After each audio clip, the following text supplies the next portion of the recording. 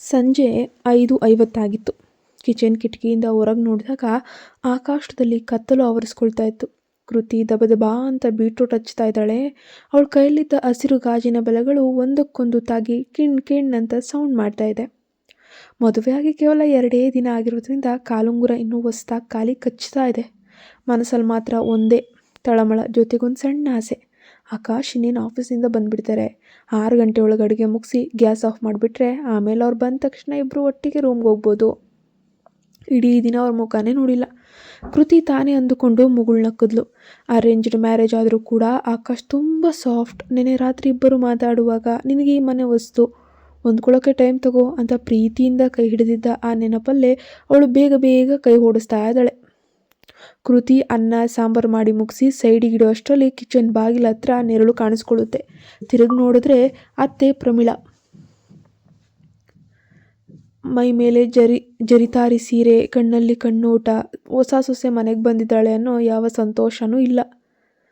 ನೇರವಾಗಿ ಒಂದು ಪಾತ್ರೆನ ತೆಗೆದು ನೋಡಿದ್ರು. ಏನೇ ಕೃತಿ, ಆಗಲೇ ಅಡುಗೆ ಮುಗಿಸಿ ಒಲೆ ಆಫ್ ಮಾಡಿಬಿಟ್ಟಿದ್ಯಾ? ನಿನಗೇನಾದರೂ ಬುದ್ಧಿ ಇದೆಯೋ ಇಲ್ವೋ? ಪ್ರಮೀಳಾ ಧ್ವನಿ ಕಿಚನ್ ಗೋಡೆಗೆ ಬಡಿದು ಮೊಳಗಿತ್ತು.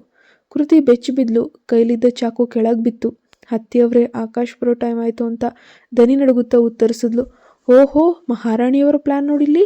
ಆಕಾಶ್ ಬರ್ತಾನಂತೆ. 6 ಗಂಟೆಗೆ ಅಡುಗೆ ಮಾಡಿಟ್ಬಿಟ್ರೆ ರಾತ್ರಿ ನಾವು ಊಟ ಮಾಡೋ ಅಷ್ಟೊತ್ತಿಗೆ ತಣ್ಣಗಾಗಿರಲ್ವಾ? ನಿಮ್ಮ ಅಪ್ಪನ ಮನೇಲಿ 6 ಗಂಟೆಗೆ ತಿಂದು ಕೋಳಿ ಥರ ಮಲಗ್ತಿದ್ರೇನೋ. ಈ ಮನೇಲಿ ಆಟ ನಡೆಯಲ್ಲ ನೋಡು. ನಮಗೆ ನಾವು ಹೇಳಿದ ಟೈಮ್ಗೆ ಬಿಸಿ ಬಿಸಿ ಅನ್ನ, ಕುದಿಯೋ ಸಾಂಬಾರು ಸಿಗಬೇಕು. ನೀನು ಇಷ್ಟ ಬಂದ ಹಾಗೆ ಟೈಮ್ ಬದಲಾಯಿಸೋಕೆ ಇದೆ ನಿನ್ನ ಅಪ್ಪನ ಮನೆ ಅಲ್ಲ ಅನ್ಕೊಂಡ? ಪ್ರಮೀಳಾ ಆಡಿದ ಒಂದೊಂದು ಮಾತು ಕೃತಿಯ ಎದೆಗೆ ಸೂಜಿಯಂತೆ ಚುಚ್ಚಿದ ಹಾಗಾಯಿತು. ಕಣ್ಣಲ್ಲಿ ನೀರು ತುಂಬಿಕೊಳ್ಳುತ್ತಾ ಬಂತು. ತಲೆ ತಗ್ಗಿಸಿ ನಿಂತಿದ್ದ ಅವಳ ಕಣ್ಣಿಗೆ ತನ್ನ ಕೈಯಲ್ಲಿದ್ದ ಮೆಹಂದಿ ಕಾಣಿಸ್ತು.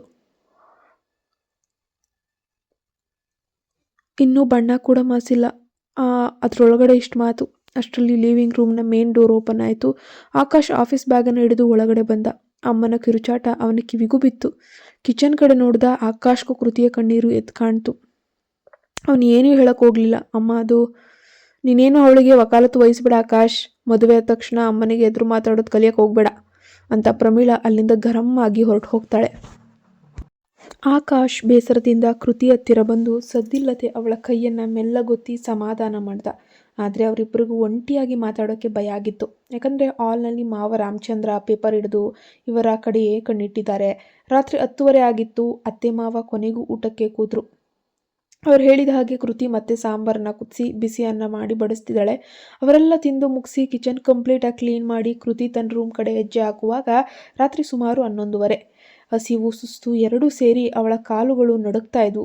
ರೂಮ್ ಒಳಗಡೆ ಹೋಗಿ ಬಾಗ್ಲನ್ನು ಹಾಕ್ತಿದ್ದಂಗೆ ಆಕಾಶ್ ಹಿಂದಿನಿಂದ ಬಂದು ಅವಳನ್ನು ಗಟ್ಟಿಯಾಗಿ ಅಪ್ಕೊಂಡ್ಬಿಡ್ತಾನೆ.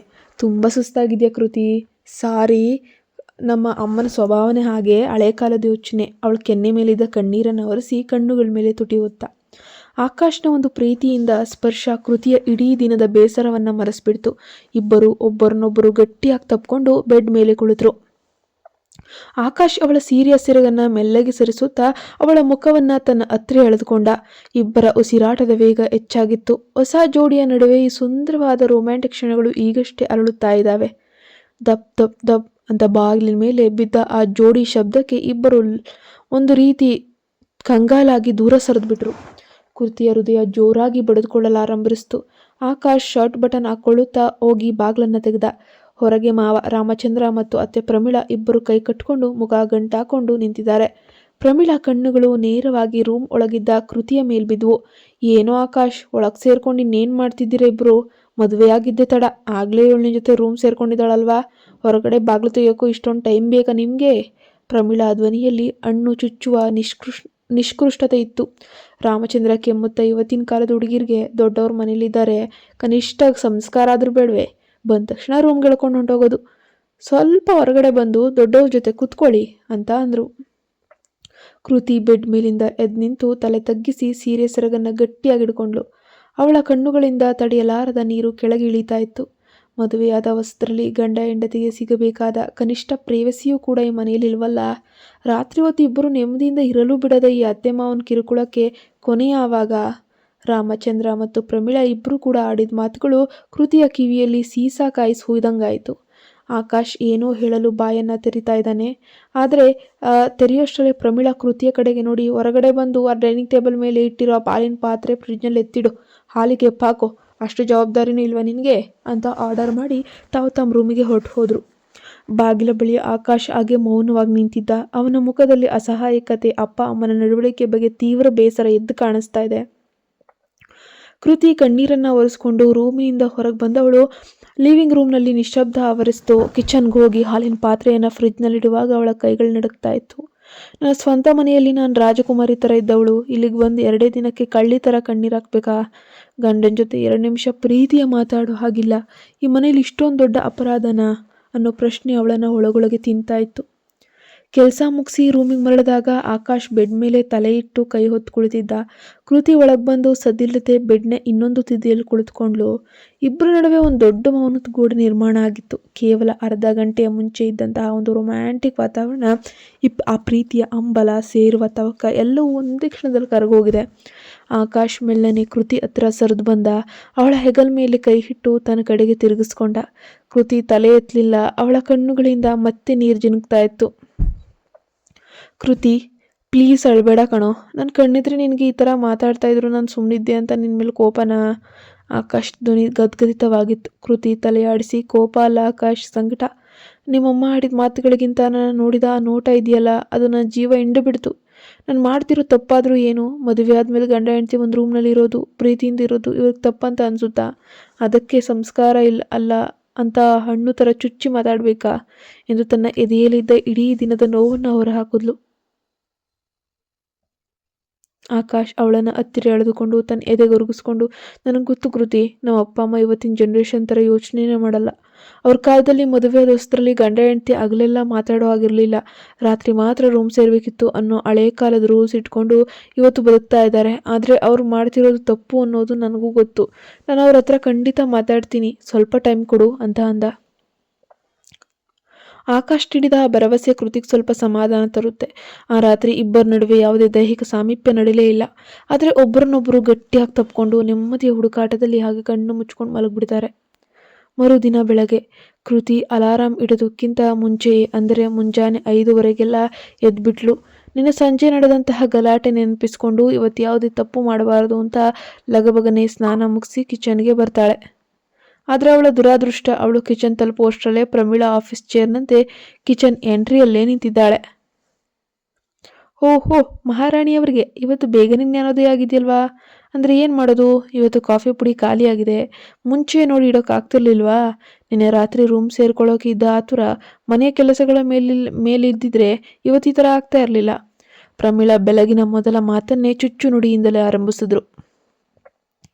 ಕೃತಿ ಏನು ಮಾತನಾಡದೆ ಕೆಳಗೆ ಬಿದ್ದಿದ್ದ. ಜಾರೆತ್ತಿಡಲು ಹೋದಾಗ ಹಿಂದಿನಿಂದ ಬಂದ ಆಕಾಶ್ ಜೋರಾದ ಧ್ವನಿಯಲ್ಲಿ ಹೇಳಿದ, ಅಮ್ಮ ಸ್ಟಾಪ್ ಇಟ್.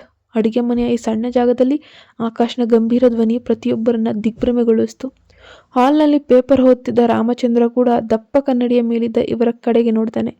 ಆಕಾಶ್ನ ಗಂಭೀರ ಧ್ವನಿ ಕಿಚನ್ನಲ್ಲಿದ್ದ ನಿಶಬ್ದತೆಯನ್ನು ಸೀಳಿ ಹಾಕುತ್ತೆ. ಪ್ರಮೀಳಾ ಮುಖದ ಆಶ್ಚರ್ಯ, ಕೋಪ ಎರಡೂ ಒಟ್ಟಿ ಕಾಣಿಸ್ಕೊಳ್ಳುತ್ತೆ. ಹಾಲ್ನಲ್ಲಿದ್ದ ರಾಮಚಂದ್ರ ಕೂಡ ತಕ್ಷಣ ಎದ್ದು ನಿಂತು ಕಿಚನ್ ಕಡೆ ಹೆಜ್ಜೆ ಹಾಕ್ತಾನೆ. ಕೃತಿ ಬೆಚ್ಚಿ ಬಿದ್ದಿದ್ಲು. ತನಗಾಗಿ ಆಕಾಶ್ ಅಮ್ಮನಿಗೆ ಎದುರು ಮಾತಾಡ್ತಾನೆ ಅಂತ ಅವಳು ಊಹೆನೂ ಮಾಡಲಿಲ್ಲ. ಆದರೆ ಇವತ್ತು ಆಕಾಶ್ನ ಕಣ್ಣುಗಳಲ್ಲಿ ನಿನ್ನೆ ರಾತ್ರಿಯ ಮೌನವಿರಲಿಲ್ಲ, ಬದಲಿಗೆ ತನ್ನ ಹೆಂಡತಿ ಮೇಲಿನ ಕಾಳಜಿ, ಮನೆಯವ್ರ ವರ್ತನೆಯ ಮೇಲಿನ ಆಕ್ರೋಶ ಸ್ಪಷ್ಟವಾಗಿತ್ತು. ಏನಂದೆ ಆಕಾಶ್, ನೀನು ನನ್ನನ್ನು ನಿಲ್ಲಿಸೋಕೆ ಹೇಳ್ತಿದ್ಯಾ? ಇವಳು ಮನೆಗೆ ಬಂದ 2 ದಿನಕ್ಕೆ ನನ್ನ ಮೇಲೆ ಧ್ವನಿ ಎತ್ತೋ ಮಾಡಿಬಿಟ್ಲೆ? ಓ, ಪ್ರಮೀಳಾ ಕೋಪದಿಂದ ರೇಗಾಡ್ತಿದ್ದಾರೆ. ಅಮ್ಮ ದಯವಿಟ್ಟು ಸುಮ್ಮನಿರು. ಆಕಾಶ್ ಮುಂದೆ ಬಂದು ನಿಂತ. ಅವಳು ಮನೆಗೆ ಬಂದ 2 ದಿನಕ್ಕೆ ಅವಳನ್ನು ಅರ್ಥ ಮಾಡ್ಕೊಳ್ಳೋ ಬದಲು ಅವಳ ಪ್ರತಿ ಹೆಜ್ಜೆಗೂ ತಪ್ಪು ಹುಡುಕ್ತಾ ಇರೋದು ನೀನು. ಸಂಜೆ ಊಟದ ವಿಷಯಕ್ಕೆ ಗಲಾಟೆ ಮಾಡಿದೆ, ರಾತ್ರಿ ರೂಮ್ ಬಳಿ ಬಂದು ಅವಮಾನ ಮಾಡಿದೆ, ಇವತ್ತು ಬೆಳಗ್ಗೆ ಕಾಫಿ ಪುಡಿ ಖಾಲಿ ಆದದ್ದಕ್ಕೂ ಅವಳನ್ನೇ ದೂರ್ತಾ ಇದೆಯಾ? ಅವಳೇನು ಈ ಮನೆಗೆ ಬಂದ ಸೊಸೆಯೋ ಇಲ್ಲ ಕೆಲಸದವಳ? ಅಷ್ಟರಲ್ಲಿ ರಾಮಚಂದ್ರ ಮಧ್ಯ ಪ್ರವೇಶಿಸಿದ್ರು. ಏನೋ ಆಕಾಶ್, ಹೆಂಡತಿ ಬಂದ ತಕ್ಷಣ ಅಮ್ಮನಿಗೆ ಈ ಥರ ಎದುರು ಮಾತಾಡ್ತಿದ್ಯಾ? ನಿನಗೆ ಬುದ್ಧಿ ಇದೆಯಾ? ಅವಳು ಹೇಳಿದರಲ್ಲಿ ತಪ್ಪೇನಿದೆ? ಹೊಸ್ದಾಗಿ ಬಂದು ಸೊಸೆ ಮನೆ ಜವಾಬ್ದಾರಿ ಕಲಿಬೇಕು ಕಣೋ. ನಿನ್ನ ರಾತ್ರಿ ನೀವು ಮಾಡಿದ್ದು ಸರಿನಾ? ದೊಡ್ಡವರಿದ್ದಾರೆ ಅನ್ನೋ ಪ್ರಜ್ಞೆ ಬೇಡವಾ? ಗೊತ್ತಿಲ್ಲದೆ ರೂಮ್ ಸೇರ್ಕೊಳ್ತೀರಾ? ರಾಮಚಂದ್ರರ ಮಾತು ಕೇಳಿ ಆಕಾಶ್ಗೆ ಕೋಪ ಅನ್ನೋದು ನೆತ್ತಿಗೆರ್ತು. ಅಪ್ಪ ಪ್ಲೀಸ್, ನಿನ್ನೆ ರಾತ್ರಿ ನೀವು ಮಾಡಿದ್ದು ನನಗೆ ಅರ್ಥ ಆಗಿಲ್ಲ ಅಂದ್ಕೊಂಡಿದ್ಯಾ? ನಾವು ರೂಮ್ನಲ್ಲಿ ಏನು ಮಾಡ್ತಿದ್ವು ಅಂತ ನೀವು ಬಾಗಿಲು ತಟ್ಟಿ ಕೇಳಿದಿರಲ್ವಾ? ಆ ಪ್ರಶ್ನೆಯೇ ತಪ್ಪು. ನಾವಿಬ್ಬರು ಗಂಡ ಹೆಂಡತಿ. ನಾವು ಮದುವೆ ಆಗಿದ್ದೀವಿ. ನಮ್ಮದೇ ಆದ ಒಂದು ಪ್ರೈವೇಟ್ ಲೈಫ್ ಇದೆ. ಗಂಡ ಹೆಂಡತಿ ರೂಮ್ನಲ್ಲಿದ್ದಾಗ ಒಂದು ಬಾಗಿಲು ತಟ್ಟೋದು, ಚುಚ್ಚು ಮಾತಾಡೋದು ಸಂಸ್ಕಾರನ? ಅದು ಫಸ್ಟ್ ನೀವು ಅರ್ಥ ಮಾಡ್ಕೊಳ್ಳಿ. ಇವತ್ತಿನ ಜನ್ರೇಷನ್ ಗಂಡ ಹೆಂಡತಿ ಪ್ರೀತಿ ಮಾಡೋಕ್ಕೂ ನಿಮ್ಮ ಪರ್ಮಿಷನ್ ಕೇಳಬೇಕಾ? ಅದಕ್ಕೆ ಈ ತಂದೆ ತಾಯಿಯ ಸವಾಸಗಳೇ ಬೇಡ ಅಂತ ಎಷ್ಟೋ ಹೆಣ್ಮಕ್ಳು ಗಂಡರನ್ನ ಕರ್ಕೊಂಡು ದೂರ ಹೋಗ್ತಾರೆ. ಆಕಾಶ್ನ ನೇರವಾದ ಪ್ರಶ್ನೆಗಳಿಗೆ ಪ್ರಮೀಳಾ, ರಾಮಚಂದ್ರ ಇಬ್ಬರು ಅಕ್ಷರಶಃ ಕಂಗಾಲಾದರು. ನಾವು ಅವಳನ್ನು ನೋಡಿ ಮದುವೆ ಮಾಡಿದ್ದು ಈ ಮನೆಗೆ ಸೊಸೆಯಾಗಿ, ಕೆಲಸದವಳಾಗಲ್ಲ. ಅವಳು ನನ್ನ ಹೆಂಡತಿ. ನಮಗೋಸ್ಕರ ಅಂದರೆ ಅವಳು ನನ್ನ ಅಪ್ಪ ಅಮ್ಮನ ಬಿಟ್ಟು ಬಂದಿದ್ದಾಳೆ. ಅವಳಿಗೆ ಮನೆಯಲ್ಲಿ ಪ್ರೀತಿ, ಗೌರವ, ಖಾಸಗಿತನ ಸಿಗಬೇಕು. ಅವಳ ಜೊತೆ ಸಮಯ ಕಳೆಯಲು ಬಯಸಿದ್ರೆ ಅದಕ್ಕೆ ನೀವು ಅಡ್ಡ ಬರೋದು ಸರಿಯಲ್ಲ, ಆಕಾಶ್ ಸ್ಪಷ್ಟವಾಗಿ ಹೇಳ್ದ. ಕೃತಿಗೆ ಆಕಾಶ್ನ ಮಾತುಗಳು ಒಂದು ದೊಡ್ಡ ರಿಲೀಫ್ ನೀಡಿದ್ವು. ಅವಳ ಕಣ್ಣುಗಳಲ್ಲಿ ನೀರಿತ್ತು, ಆದರೆ ನೀರು ದುಃಖದಿಂದಲ್ಲ, ಭರವಸೆಯಿಂದಾಗಿ. ತನ್ನ ಗಂಡ ಜೊತೆಗಿದ್ದಾನೆ ಅನ್ನೋ ಧೈರ್ಯದಿಂದಾಗಿ. ಪ್ರಮೀಳಾ ಮುಖ ಸಣ್ಣದಾಗಿತ್ತು. ರಾಮಚಂದ್ರರಿಗೆ ಏನು ಹೇಳಬೇಕಂತಲೇ ತೋಚಲಿಲ್ಲ. ಇಷ್ಟು ದಿನ ತಮ್ಮ ಅಧಿಕಾರವೇ ನಡೆಯುತ್ತಿತ್ತು ಅಂದುಕೊಂಡಿದ್ದಂತಹ ಅವರಿಗೆ ಆಕಾಶ್ನ ಮಾತುಗಳು ಕನ್ನಡಿ ಹಿಡಿದಂತಾಗಿತ್ತು. ಆಕಾಶ್ ಕೃತಿಯ ಕೈ ಹಿಡಿದು, ಬಾ ಕೃತಿ, ನಾವು ಹೊರಗಡೆ ಹೋಗಿ ಕಾಫಿ ಕುಡಿಯೋಣ ಅಂತ ಹೇಳಿ ಅವಳನ್ನು ಕರೆದುಕೊಂಡು ಹೊರಗೆ ನಡೆದ. ಹೋಗುವ ಮುನ್ನ ಆಕಾಶ್ ತನ್ನ ತಂದೆ ತಾಯಿಯ ಕಡೆ ತಿರುಗಿ, ನೀವು ನಮ್ಮ ಮದುವೆ ಮಾಡಿಸೋದು ನಾವು ಖುಷಿಯಾಗಿರಲಿ ಅಂತ ತಾನೇ? ನಾವು ಖುಷಿಯಾಗಿದ್ದೀವಿ. ದಯವಿಟ್ಟು ನಮ್ಮನ್ನು ನಮ್ಮ ಪಾಡಿಗೆ ಇರಲು ಬಿಟ್ಟು ಬಿಡಿ.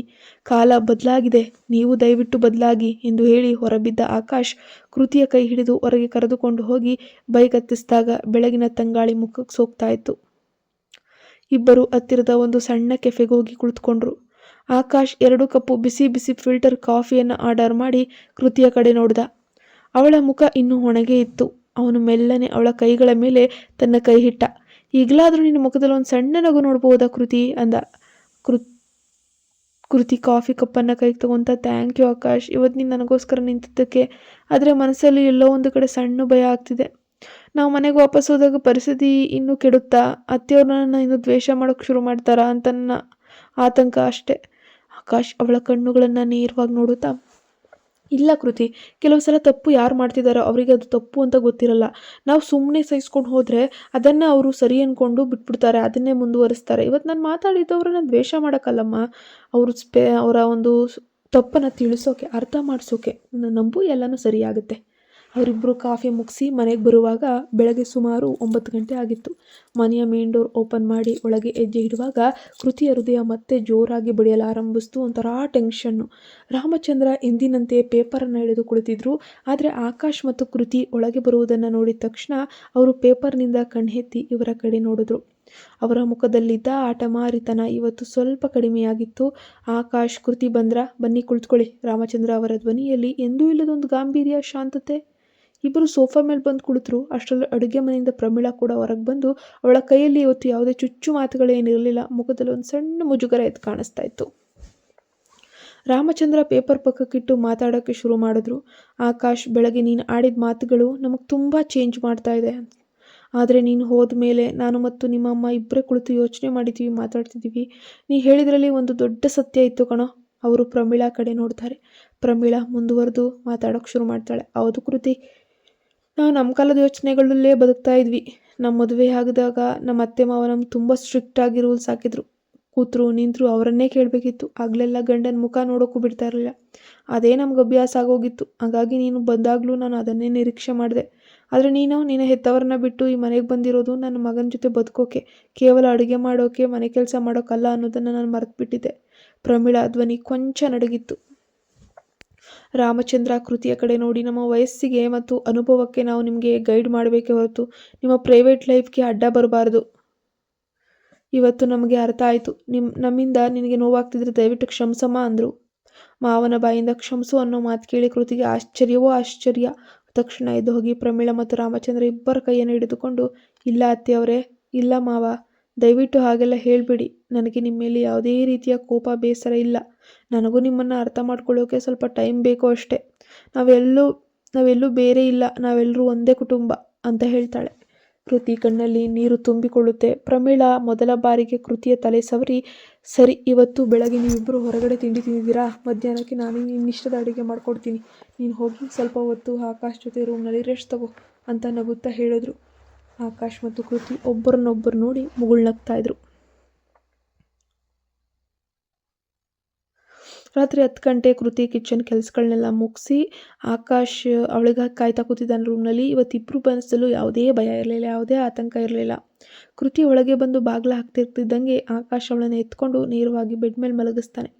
ಇಬ್ಬರ ಕಣ್ಣುಗಳು ಒಂದಾದ್ವು. ಆಕಾಶ್ ಅವಳ ಮೆಹಂದಿ ತುಂಬಿದ ಕೈಗಳನ್ನು ಹಿಡಿದು ಮುತ್ತಿಕ್ಕುತ್ತಾ ಹೇಳ್ದ, ಈಗ ಹೇಳು ಕೃತಿ, ಯಾರಾದರೂ ಬಾಗಿಲು ತಟ್ಟಬಾರ್ದು ಅಂತ ಲೇಟಾಗಿ ಬಂದ್ಯಾ ಅಂತ ಆಕಾಶ್ ಕಣ್ಮಿಟಕಿಸ್ದ. ಕೃತಿ ಜೋರಾಗಿ ನಗುತ್ತಾ ಅವಳ ಎದೆಗೆ ಮುಖ ಮುಚ್ಕೊಂಡ್ಳು. ಕೊನೆಗೂ ಆ ಮನೆಯಲ್ಲಿ ಅವಳಿಗೆ ಬೇಕಾದ ಪ್ರೀತಿ, ಗೌರವ, ಅವಳದೇ ಆದ ಖಾಸಗಿ ಪ್ರಪಂಚ ಅನ್ನೋದು ಫೈನಲಿ ಸಿಗ್ತದೆ. ಬದಲಾವಣೆ ಅನ್ನೋದು ಕೇವಲ ಕಿರಿಯವರಿಂದ ಅಥವಾ ಬರಬೇಕು ಅಂತೇನಿಲ್ಲ. ಹಿರಿಯರು ಕೂಡ ಕಾಲಕ್ಕೆ ತಕ್ಕಾಗೆ ತಮ್ಮ ಹಠ, ಹಳೆ ಆಚಾರಗಳನ್ನ ಬದಿಗಿಟ್ಟು ಮಕ್ಕಳ ಪ್ರೀತಿಯನ್ನು ಅರ್ಥ ಮಾಡ್ಕೊಂಡ್ರೆ ಪ್ರತಿ ಮನೆಯೂ ಒಂದು ಸುಂದರವಾದ ನಂದನವನ ಆಗೋದ್ರಲ್ಲಿ ಡೌಟ್ ಇಲ್ಲ. ಇವತ್ತಿನ ದಿನಗಳಲ್ಲಿ ಪ್ರೀತಿಯಿಂದ ಮನೆಯವರು ಒಪ್ಪಿದ ಹುಡುಗ ಹುಡುಗಿಯನ್ನು ನೋಡಿ ಮದುವೆ ಮಾಡಿಸುವಂತಹ ಪೋಷಕರು ಇದ್ದಾರೆ. ಮದುವೆಯ ನಂತರ ಅವರ ವೈಯಕ್ತಿಕ ಜೀವನ ಅಂದರೆ ಪ್ರೈವೇಟ್ ಲೈಫ್ ಇರ್ಬೋದು, ಗೌರವ ಕೊಡುವಂಥದ್ದು ಕಲಿಬೇಕು. ಮದುವೆ ಅನ್ನೋದು ಕೇವಲ ಮನೆಗೆ ಸೊಸೆಯನ್ನು ತರುವಂಥದ್ದು ಖಂಡಿತ ಅಲ್ಲ. ಮಗನ ಜೀವನಕ್ಕೆ ಜೊತೆಯಾಗುವಂಥ ಒಂದು ಜೀವವನ್ನು ಸ್ವಾಗತಿಸುವಂಥದ್ದು ತಮ್ಮ ಭವಿಷ್ಯ ಕೂಡ ಆಗಿರುತ್ತೆ. ಹೊಸದಾಗಿ ಬಂದ ಸೊಸೆಗೆ ಗಂಡನ ಜೊತೆ ಪ್ರೀತಿಯಿಂದ ಇರೋಕ್ಕೆ ಸಮಯ ಕೊಡಿ.